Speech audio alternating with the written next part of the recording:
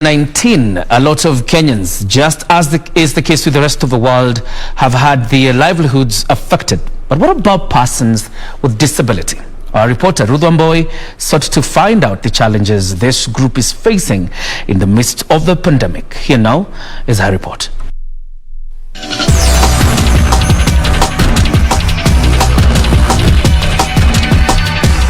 The coronavirus pandemic has affected everyone around the globe. But have you ever sat down and asked yourself how tough it has been to the disabled persons? Due to his hearing impairment condition, Richard Mutahi, a father of 3, says his wife and children had to learn sign language to communicate with him. He narrates how the advent of coronavirus affected his life. Those who are retained are those who are strong and at least could be able to walk. The old and the weak, those with some conditions, had to go away. He decries what he calls a lack of adequate government support to mitigate the impact of COVID-19 on those with various disabilities. Individually, you must have something for you to grow. Because of hunger, house rent, no, those they can't.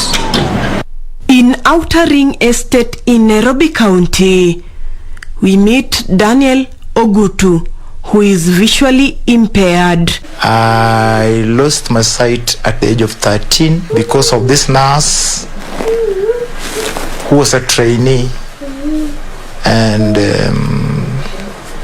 mistakenly applied wrong chemical to my eye. Like many people with disability, he received the news of corona being in the country with shock. Less has been done. We've been left to fight it alone.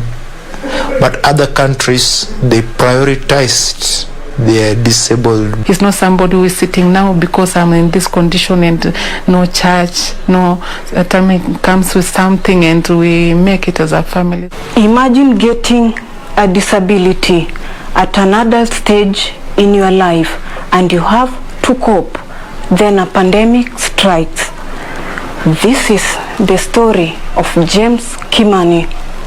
He remembers the ordeal like yesterday. It's not easy. I've never thought to myself so something like this would ever happen to me. Kila kitu yangu iliisha. This ushered in a totally new way of life. Now I had to go back to my mom's place. And she accepted me because kama mzazi hawezi tupa tu ngambe nao. Nikamwambia sasa mimi ni wako na Mungu peke yake nao. It has been hard during corona times. Kupata chakula, kulipa rent. Unajua huwezi shinda umesumbua tena family, friends.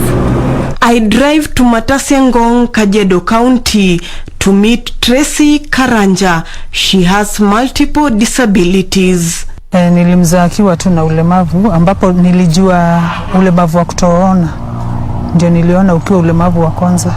Tracy has not been able to attend any special school. Ukienda kwa blind Thika walisema wanachukua blind peke yao. Ukienda kwingine wanasema wanachukua moja kama ni deaf and only. So sikupata shule ya kumpeleka. Life took yet another negative turn as she lost her job.